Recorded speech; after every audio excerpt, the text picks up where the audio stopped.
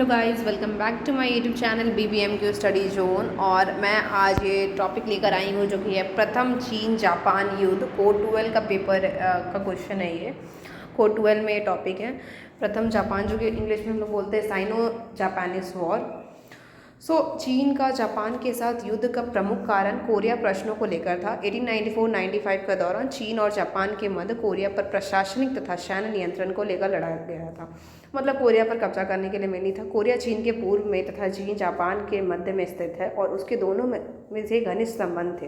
Korea पर चीन का नियंत्रण नहीं था, यह नाम मात्र के लिए चीन के अधीन था। जापान ने कोरिया को नियंत्रण में लाने के लिए 1869, 1870 76 ईस्वी में वहाँ शिष्टमंडल भेजे थे। में समझौता हो गया। 3 कोरियाई बंदरगाहों को जापान के लिए खोल दिया गया, जिसका विरोध चीन ने किया। अतः अंत में 1885 ईस्वी में कोरिया और जापान में समझौते हो गए। इसके कारण चीन और जापान में मतभेद बढ़ गया। तो ये हम देखते हैं प्रथम चीनी जापान युद्ध का इंट्रोडक्शन। देन इसके बाद आते हैं आपके कॉजेज़ और फिर आएंगे आपके रिजल्ट, इम्पैक्ट क्या था। तो चलो कॉजेज़ देख लेते हैं। पहला कारण था यूरोपीय देशों से की प्रेरणा। इन्होंने यूरोपीय देशों से प्रेरणा ली और यहाँ पर आकर क्या किया, एक कब्जा करने के लिए दोनों ने लड़ाई चालू कर दी। देन दूसरा है चीन और जापान युद्ध के आर्थिक कारण। इसमें कुछ आर्थिक कारण लिखे हुए हैं जिसे आप पढ़ सकते हैं। देन चीन और जापान युद्ध का राजनीतिक कारण, मतलब पॉलिटिकल कॉजेज है, अपने लैंग्वेज में आप लिख लो। देन वह चीन और जापान युद्ध का धार्मिक कारण, कल्चरल कॉजेज क्या क्या थे। देन युद्ध की घोषणा हुई और युद्ध लड़ा गया। सेनाएं वापस बुलाने के संदर्भ में दोनों के बीच कोई समझौता नहीं हो पाया, जिसमें कि जापान ने बड़ी तीव्रता के साथ चीन पर आक्रमण कर दिया। इससे चीन को संभलने का अवसर नहीं मिल पाया और रूस एवं कोई भी यूरोपीय राष्ट्र चीन की मदद करने नहीं पहुंच पाया। यालू नदी के मुहाने पर चीन का नौसैनिक बेड़ा पराजित हो गया और जापान के उसके समुद्र पर अधिकार करके कोरिया में अपनी सेनाएं भेज दी। इस तरह युद्ध की घोषणा हुई और युद्ध इस तरह स्टार्ट हो गया। फिर हम देखते हैं कि युद्ध किस तरह लड़ाया गया। तो इसमें कुछ पॉइंट्स है, इसे आप पढ़ ले और अपने लैंग्वेज में लिखते हैं, क्योंकि लैंग्वेज में जब हम अपना लैंग्वेज में लिखते हैं तो हमें गड़बड़ नहीं होती, एग्जाम में याद नहीं करना पड़ता। और इस लैंग्वेज में अगर हम लिखेंगे तो हमें रटना पड़ेगा। ओके, तो आप अपने लैंग्वेज में से पढ़ कर कन्वर्ट कर लो, ठीक है। ज़्यादा बेटर रहता है एग्जाम में, क्योंकि भूल जाने से बेटर है कि उसे ईजी और सिंपल लैंग्वेज में लिख लो। तो चलो एक टिप तो मैंने आपको आज दे दिया। तो एक और चीज़ याद रखना है कि इसमें सिमोनोस्की की संधि हुई थी जापान और चाइना के बीच में। हमने पढ़ा था opium war, first opium war में, अगर आपको याद हो तो अफीम युद्ध में, कि वहाँ पे नानकिंग की संधि हुई थी। लेकिन यहाँ पर अगर हम देखते हैं सिनो जापानीज वॉर में, साइनो जापानीज मतलब चीन और जापान के युद्ध में, तो सिमोनस्की की संधि हुई थी।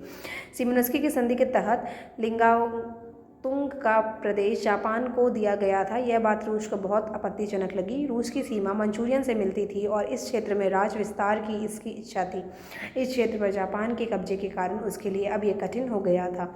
इस कारण रूस ने जापान के लियाओतुंग पर अधिकार का विरोध किया। फ्रांस ने भी इसका विरोध किया। इस बीच रूस और फ्रांस में एक संधि भी हो गई थी। इस कारण यूरोप की राजनीति में इस दोनों के संबंध बहुत घनिष्ठ हो गए थे। जर्मनी ने भी इस मामले में रूस और फ्रांस का साथ दिया।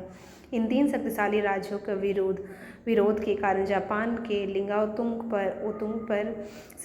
पर से अपने अधिकार का त्याग कर दिया। इसके बदले में चीन से हट जाने की अतिरिक्त रकम प्राप्त की। इतना हो गया। इसके बाद हम देखते हैं महत्व परिणाम के। इसके महत्व क्या थे। प्रारंभ में जापान एक छोटा सा राष्ट्र था जो कि एक परंपरागत राष्ट्र के रूप में जाना जाता था, लेकिन जापान की चीन पर विजय के बाद उसका अंतर्राष्ट्रीय महत्व स्थापित हो गया, मतलब इंटरनेशनल इंपॉर्टेंस। अगर हम देखें तो ग्रेट पावर के रूप में जापान उभर कर आ रहा था।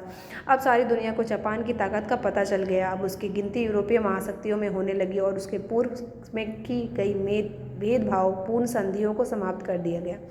इस प्रकार जापान अब यूरोपीय देशों के समकक्ष आ गया था। इस युद्ध के उपरांत चीन महत्व बिल्कुल समाप्त हो गया था। इस युद्ध के बाद चीन की ताकत और प्रशासन की पोल खुल गई थी, मतलब वीकनेस दिख गया था क्या है।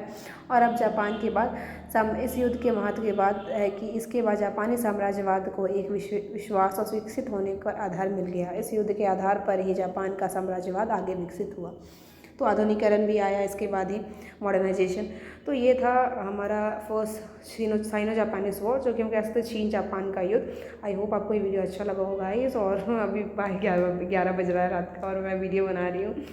चलो तो प्लीज़ लाइक और सब्सक्राइब कर देना इस वीडियो को और शेयर भी कर दो अपनी छोटी बहन के लिए। और चलो, thank you so much, good night.